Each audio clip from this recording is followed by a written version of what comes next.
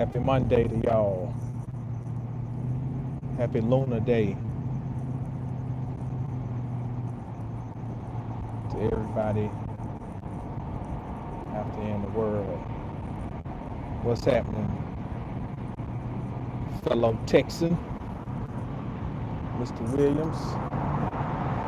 Glad you could chime in today.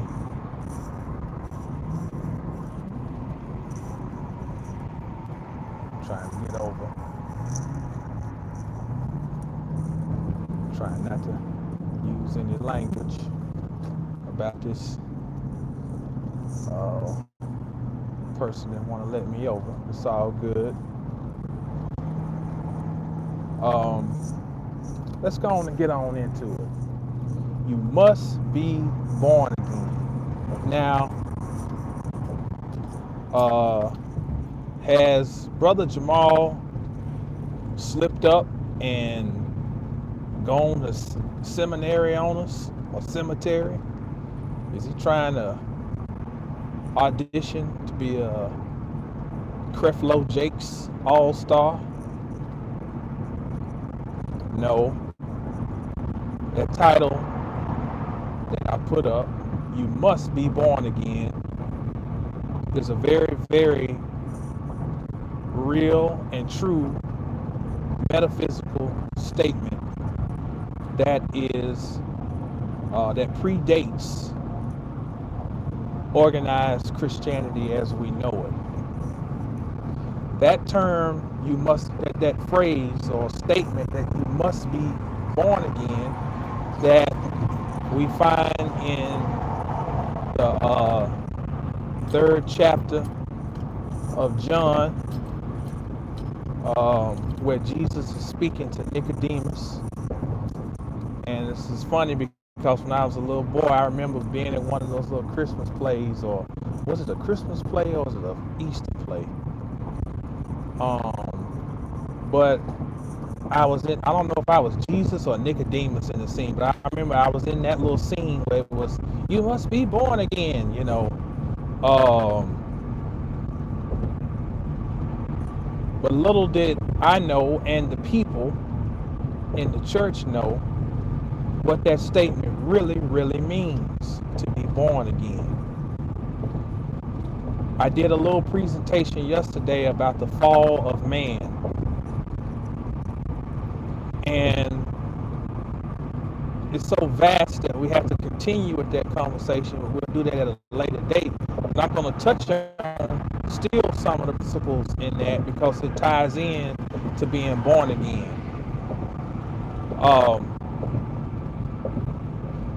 When man first entered a human body as a soul and was animated with a spirit, that was a revelation, meaning that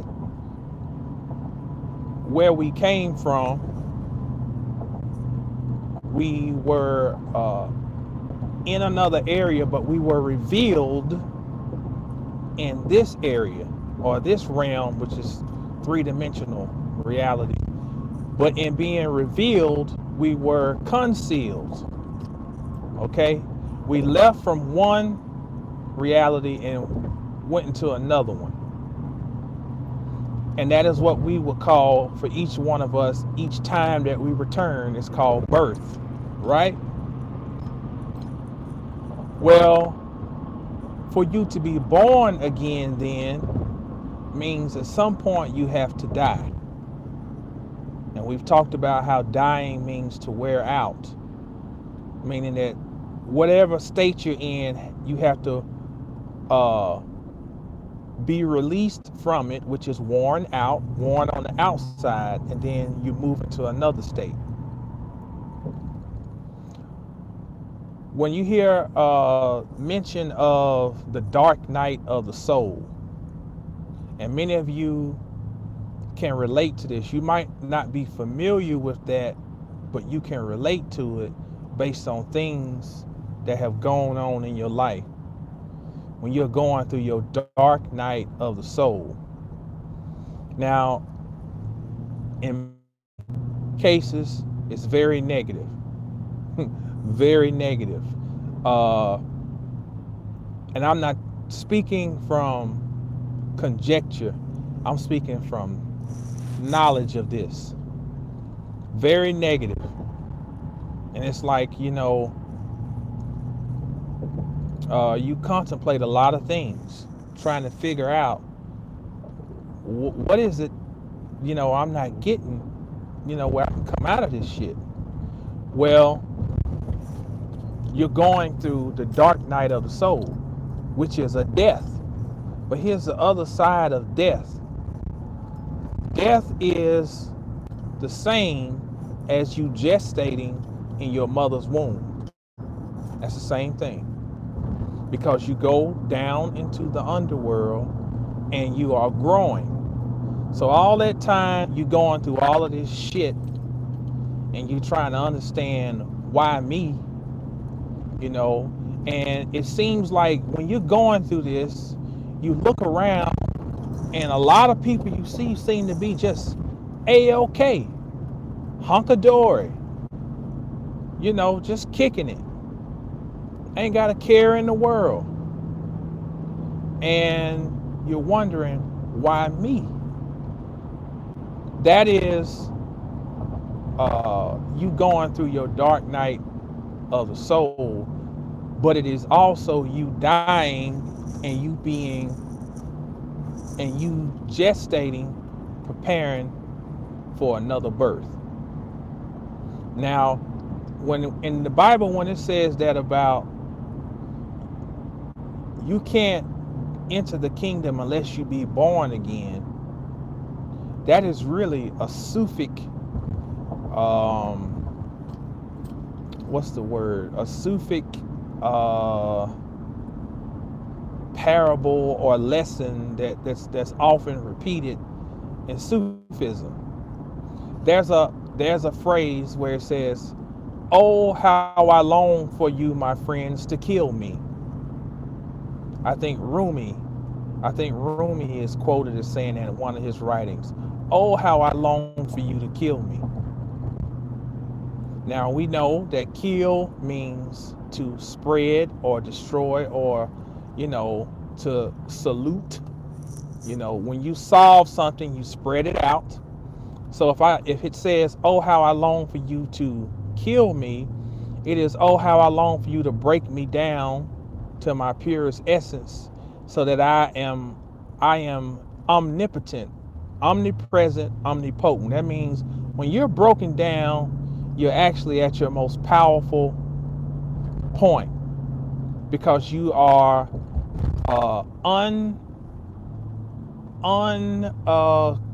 uncontrolled potential. You are raw material. You are feces. And see, when you're in the feces stage, it's putrid and you stink. And people don't want to come around you.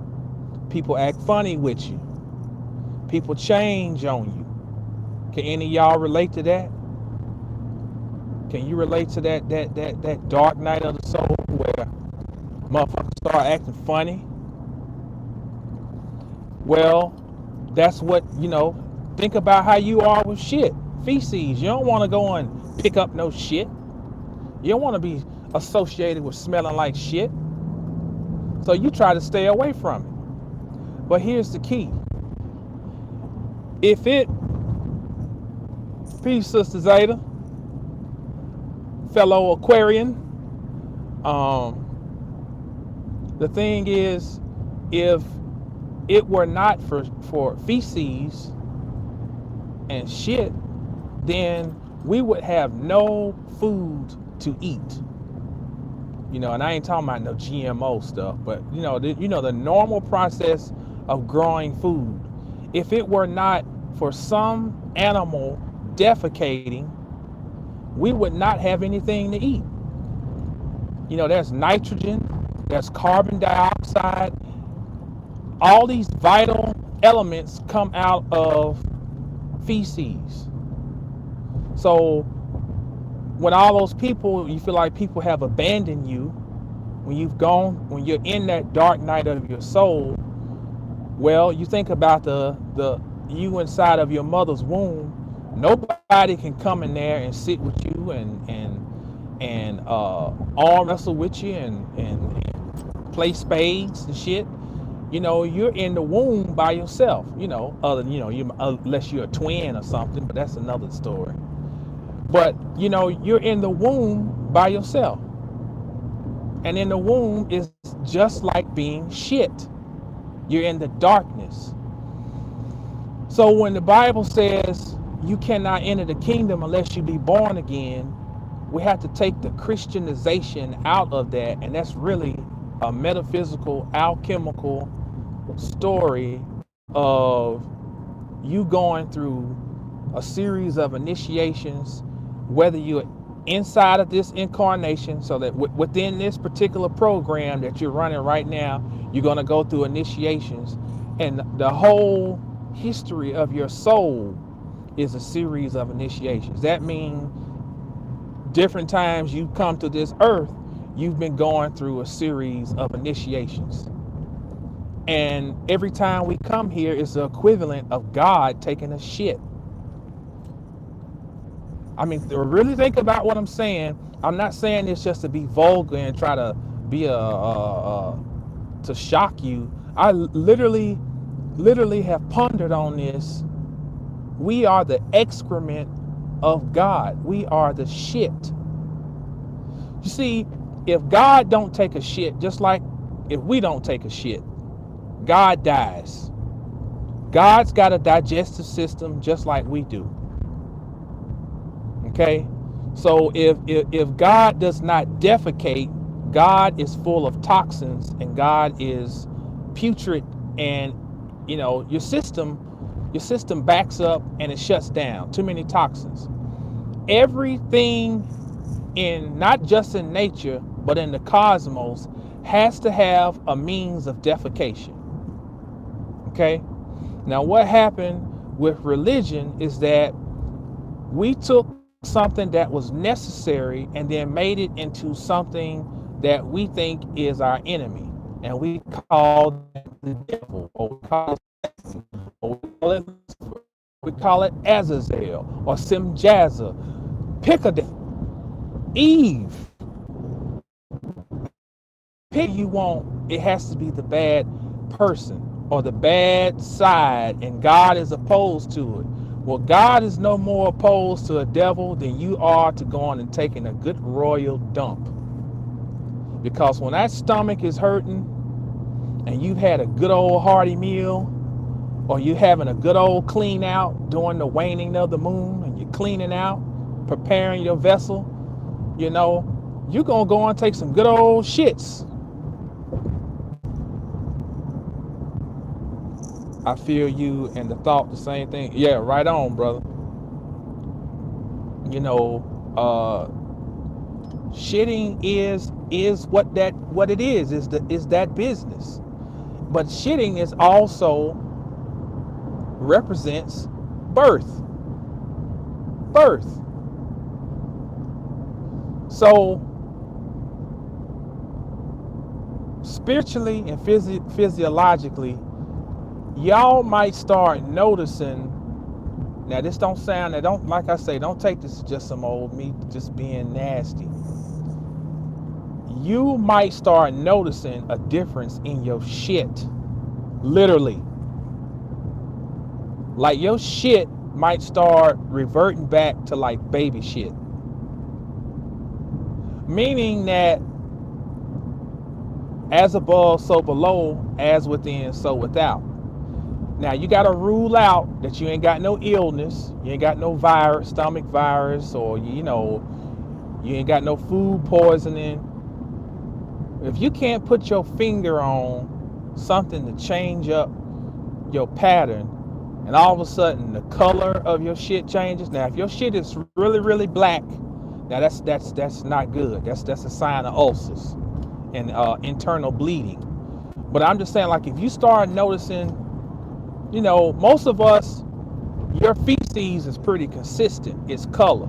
Unless you go and eat a whole heap of, a bunch of greens and stuff with vitamin K and all that. If you don't normally eat that, you're gonna see a big difference in the color of your stew.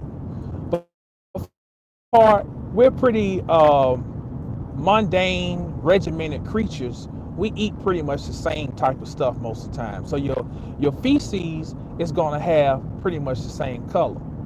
But if all of a sudden you notice this different type of color, it very well could be that you're going through an initiation. There's a little baby being born. Now, Bobby Hemmett talked about this. Some shit that man used to talk about sounded crazy as hell. It boggles my mind how many years ahead, how many decades ahead he was in the things he was saying. And my father was like that. My father would say things, and it can be awful frustrating to be looking. You can see decades down the road and people just dismiss what you say and they look at you like you're crazy. So I think that's why I really, really respect that brother Bobby Hemmett, because he reminds me a lot of my father, just that foresight to see way down the road. And it sounds like you just full of shit, but no, this is real stuff. This is like,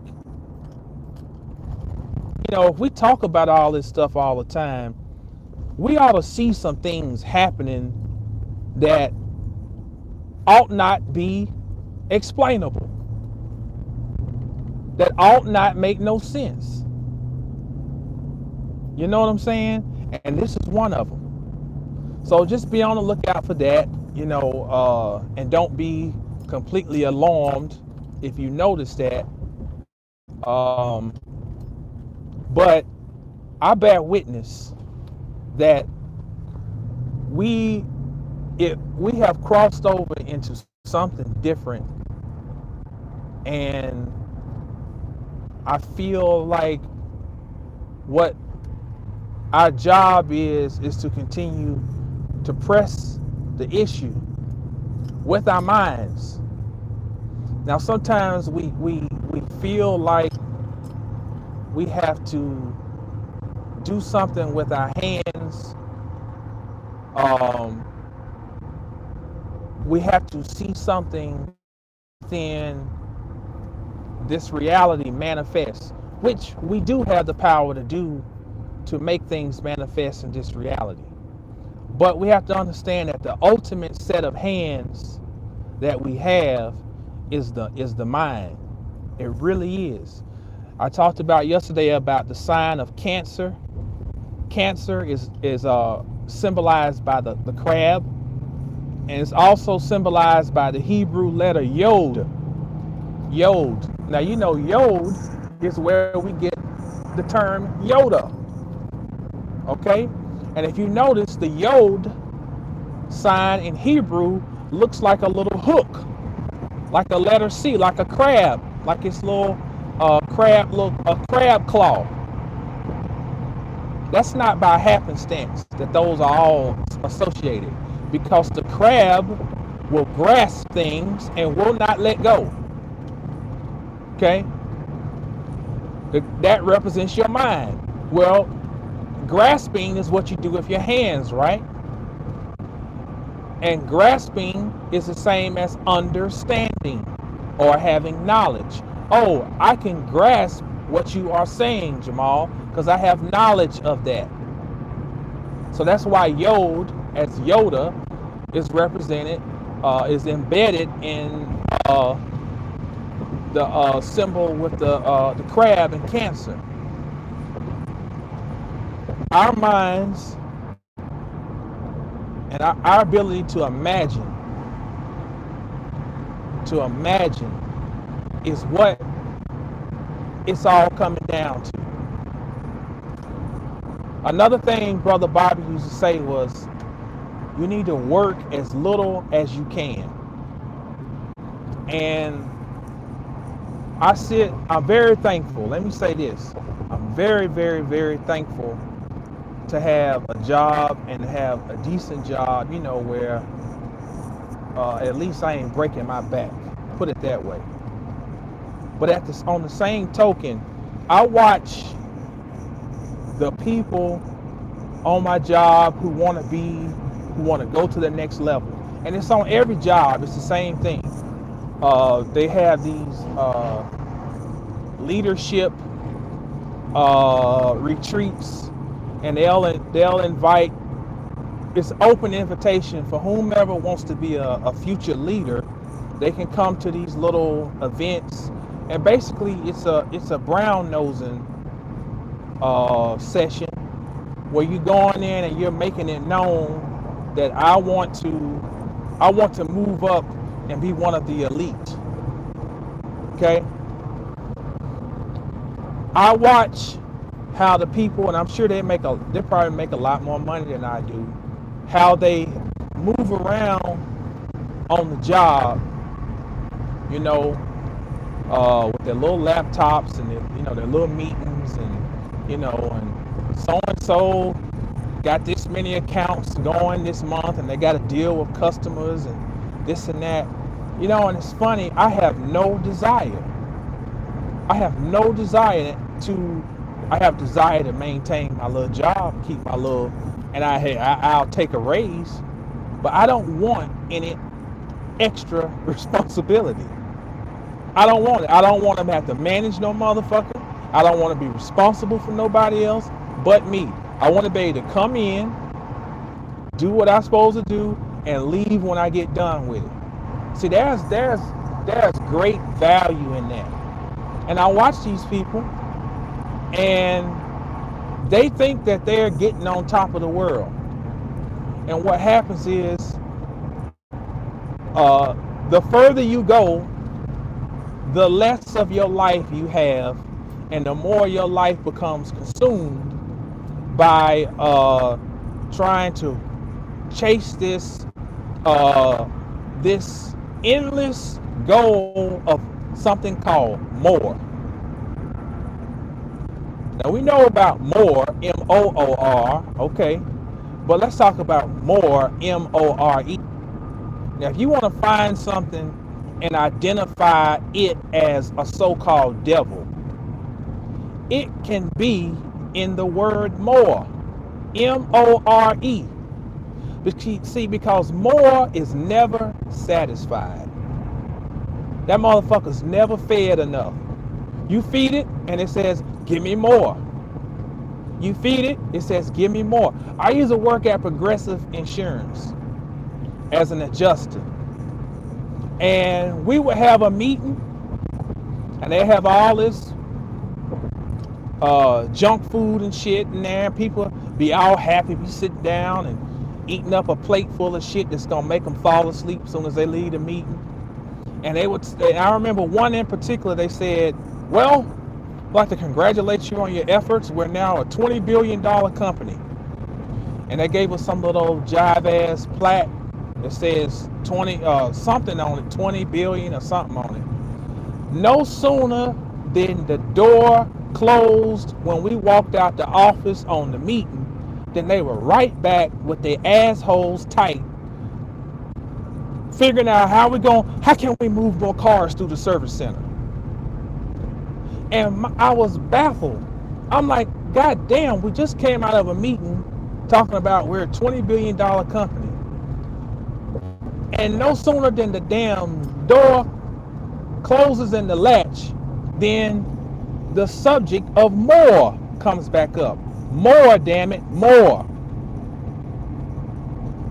So you gotta gauge yourself. I don't know who this, hell, it might not apply to nobody, but just for some of you younger folk who might be listening, and you be careful with getting caught up in the cycle of more, or the cycle of the numbers. We got to hit these numbers, got to hit my numbers, got to hit these numbers, got to hit numbers. Numbers are infinite. You can't never get on top of no numbers. So it's good to keep your life relatively simple. You know, don't stress yourself out too far to where, you know, you bought too many things and now you become a slave to your job to where you need to make, you know, whatever you can do to get the most money to support this lifestyle that you created. And then you have officially become a slave. And part of this might be for some of you, your process of being born again, of letting go of the idea of what making it is. Now, I ain't saying you can't be wealthy. No, fuck that. I ain't saying that. But part of being a God, which you are, which I am, is that we're supposed to be able to define the terms of our existence. Now, I'm not gonna settle for being poor for the rest of my days on this planet, but I'm also not willing to go to certain extents just so that I can impress somebody with maybe something that I've acquired. You know, C. Freeman used to talk about,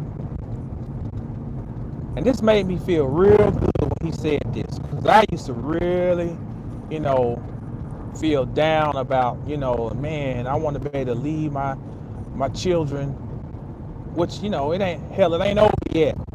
But I figured that at a certain point, I was going to be set, and I would have them set up for the rest of their lives as far as money put back. Well, it didn't materialize that way. Responsible in a lot of ways when I had more resources. But he said, a lot of times you're worried about leaving your children money. But he said, if you leave them a lot of stuff and you have not left them any wisdom, hell, they just lose that. What he said, if you leave them knowledge, they'll figure out how to make some money. But they'll always have that knowledge. Man, when I tell you that warmed me, you know, that's another brother, you know, another master. We just don't have many, we have caricatures now. We don't have many of those type of, you know, folk who give you something so profound that it keeps on resonating in your head for years down the road after you hear it, you know. But we got what we got. We're gonna work with it. But point of being born again is that you're gonna go through that several times in your life. You're gonna go through these transitions.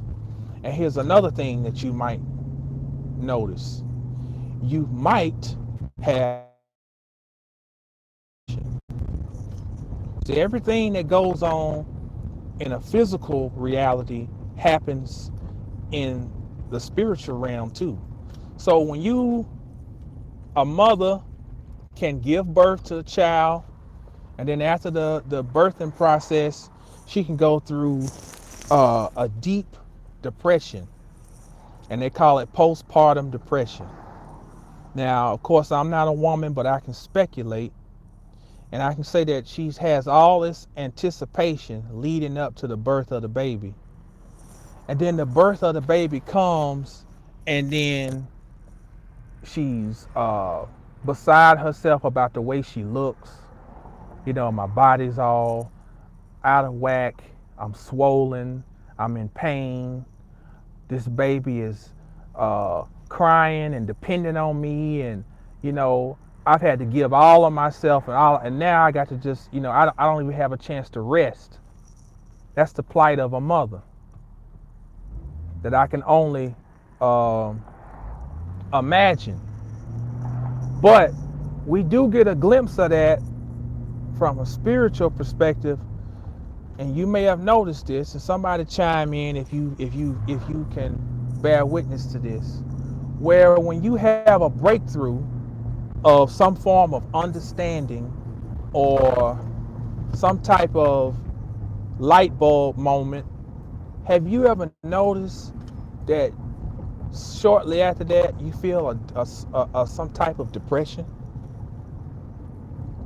Somebody, let me know if you can relate to this. Now, it happens to me. You know, uh, I have a breakthrough, and then I have like, man, I just feel down. You know, um, and I have likened that to a form of postpartum depression. You give birth to something because the stuff going on with our minds, the energy that we are pulling on and moving is far more powerful than we know because, yes, indeed. Laugh a lot says, yes, I believe we all grow through the dark night of the soul, whether we know it or not. Indeed. So you give birth to something, and then it's like all this energy that you've drawn and you've put into this area, it can leave you feeling a little empty. So if that happens to you, don't be in despair. That's why it's good to have some mantras that you write out for yourself, and just something that you can reflect back on. It might be some old lecture, or it might be a scripture, or it might be something from another body of work. It might be a movie. Um, which brings this to mind, and I'm gonna get off of here because I'm obviously rambling. If you have not had a chance to watch Altered Carbon on Netflix, I highly recommend it. Now, the writing in some spots is terrible. The acting in some spots is fucking terrible. But you can still extract some jewels. Like we say, we eat the fish and we spit out the bones. Um, there's a part, the whole show is based on, yes, it is. What's up, Keisha? Uh, that they have a part on there where the show is basically based on the black woman as a template, as the world soul or the great mother. Okay, even the introduction, they got a silhouette of a black woman, and uh she's wrapped with a snake around her. Okay, Kundalini, Ouroboros, all of that.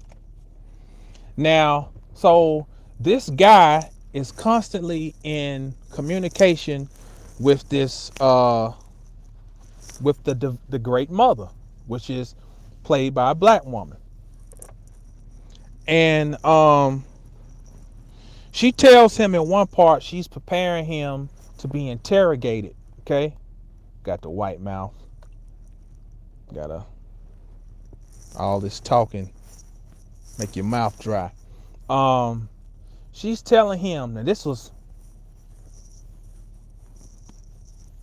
one of the most profound things I've ever heard spoken, in so-called cinema or whatever you want to call this. She said, it is not the interrogators who are your enemy. And I thought she was gonna say your enemy is you. We know that.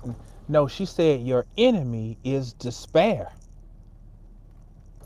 I was like, whoa, they done thrown some Buddhism in there. She said your enemy is not your interrogator, or an interrogator as in the person who is persecuting you. Your enemy is your despair. So what that says to me is that when we are going through shit, that's right. We take what we're given and we build. That's right. She said, and she also said, let them think that they have broken you. Let them think they have broken you. So it gives us something to really think about when we're going through what we might call the dark night of the soul, or we're going through some form of postpartum depression after we've given birth to um, a new reality or a new level of consciousness in ourselves. It's okay to have the human emotion of feeling down, but what we are not allowed to do is give in to the feeling of despair. Now, despair would be hopelessness, would be uh, right, right. That's the alchemy. Keisha said, and then she shows him how to change his reality uh, so that he can break free from the interrogation. Exactly. That, to me, they were really infusing a lot of Buddhism in that. Run to the pain. Uh, exactly. Louise said Matrix. Exactly. He had to eventually merge with Agent Smith. That's the only way. There was no defeating the Matrix. You had to become the Matrix. So we see these things being played out for us. But I think that line about the despair is your enemy is despair. It's like, man, that really is a convicting line right there. It really makes you put yourself in check. You know, you're feeling sorry for yourself, um, and we understand how we are really co-creating our reality. So that's it. Become the Matrix. Yes, sir, brother. That's it. The Matrix is not your enemy. The Matrix is your creation. Become the Matrix. So this is what I've been thinking about. I've been thinking about doing some lectures, maybe here in the Dallas area at some libraries. And what I'm trying to establish is in the comment section when I post this. So if y'all want to, if you mind, don't respond now. Wait until the video goes back up. When it posts, whatever they call the shit, when it posts on YouTube.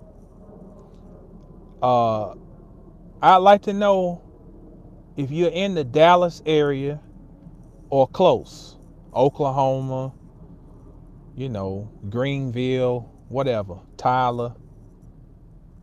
I'd like to know if you're interested in attending some lectures here in the Dallas area, either in Arlington or Dallas, and I'm thinking about a library because, got to keep the cost down because I'm not gonna charge.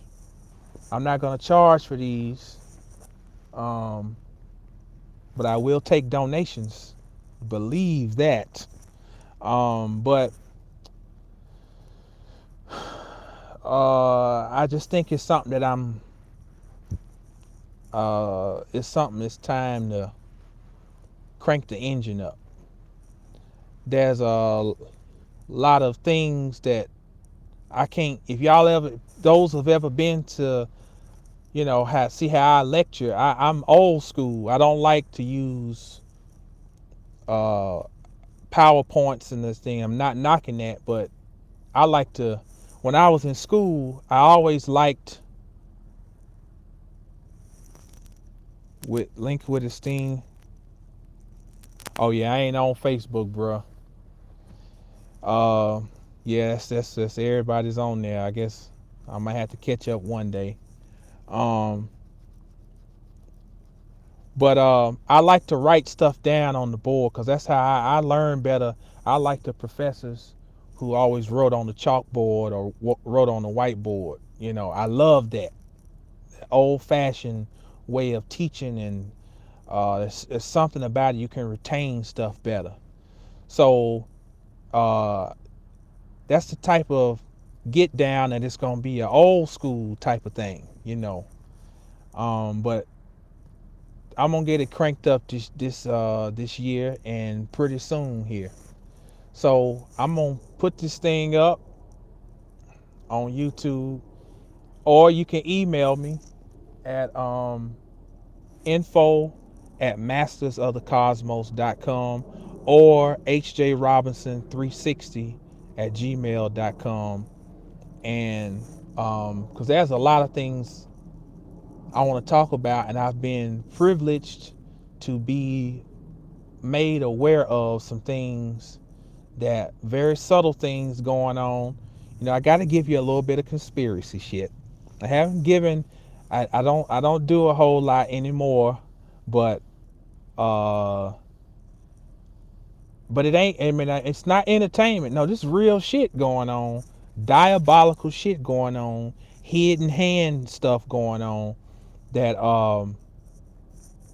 I wanted to do last year. I just didn't happen. But everything is everything.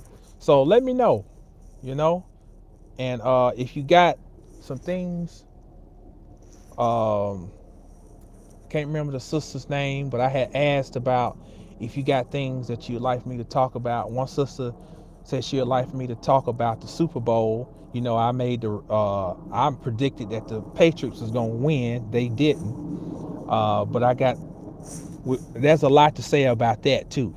That whole Super Bowl, especially Philadelphia. So we're going to talk about that. I'm gonna do something on that, just on here, just on YouTube. But let's do something around here, and I'm thinking about it around here in Dallas, and we're gonna see what we can do. Either way, I'm chiming out. Appreciate y'all stopping in. We'll get back together later on. Stay down until you get up, and when you get up, stay down. Peace.